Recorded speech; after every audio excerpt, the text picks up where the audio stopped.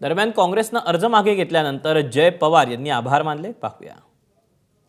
ही निवडणूक बिनविरोध पाहिजे होती. आकाश मोरेजी आपल्या बरोबर आहेत, त्यांनी पण आणि त्यांच्या पक्षाने काँग्रेसने पण खूप चांगला निर्णय घेतला. खरं तर ही निवडणूक महत्त्वाची काय, कारण ही निवडणूक आपण सर्व दादांच्या साठी करत आलोय.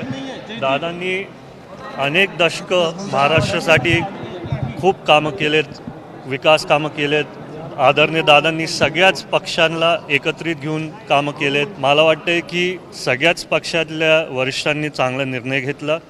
दादांना तसं खरी आदरांजली म्हणून हा निर्णय घेतला आहे आणि मी त्यांच्या सर्वांचा खूप खूप आभार मानतो. एबीपी माझा, उघडा डोळे बघा नीट.